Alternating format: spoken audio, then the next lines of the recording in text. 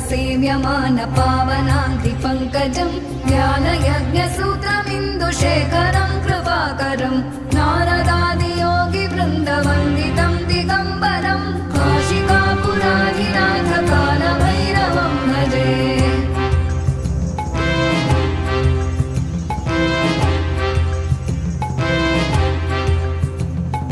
भानुकोटिभास्वरं भवाब्धितारकं परं नीलकण्ठमीप्सितार्थदायकं त्रिलोचनं कालकालमम्बुजाक्षमक्षशूलमक्षरं काशिकापुराधिनाथ कालभैरवं भजे।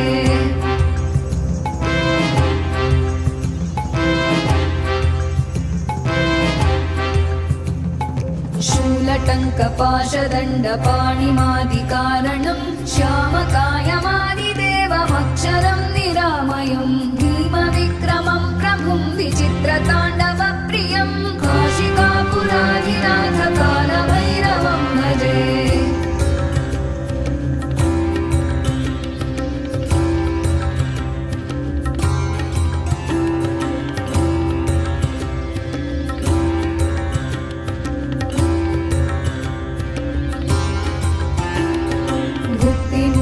दायकं प्रशस्तचारुविग्रहं भक्तवत्सलं स्थितं समस्तलोकविग्रहं विनिक्मणं मनोज्ञहेम किङ्किणीलसत्कटिं काशिकापुराधिनाथ कालभैरवं भजे।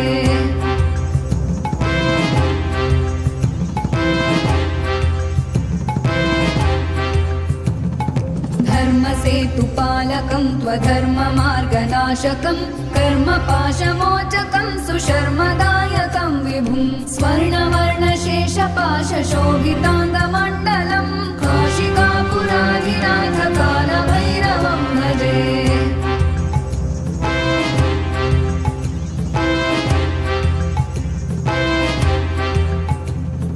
रत्नपादुकाप्रभाभिरामपादयुग्मकं नित्यमद्वितीयमिष्टदैवतं निरञ्जनं मृत्युदर्पनाशनं करालदंष्ट्रमोक्षणं काशिकापुराधिनाथ कालभैरवं भजे।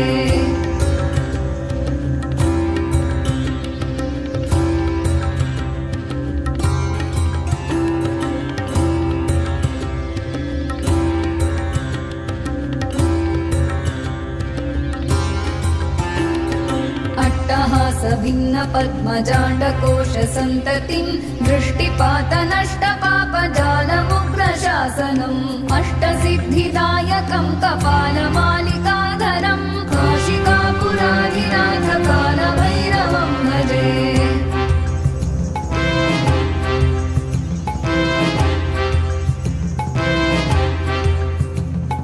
भूतसङ्घनायकं विशालकीर्तिदायकं काशीवासलोकपुण्यपापशोधकं विभुं नीतिमार्गकोविदं पुरातनं जगत्पतिं काशिकापुराधिनाथ कालभैरवं भजे।